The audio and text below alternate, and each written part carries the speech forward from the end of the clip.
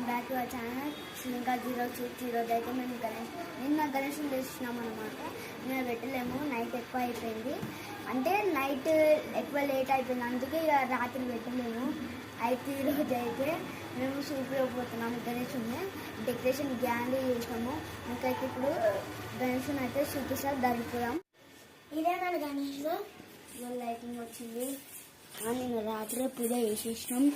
ఇదే గణేష్ డెకరేషన్ అయితే ఒకసారి లాస్ట్ వీక్స్ డెకరేషన్ మొత్తం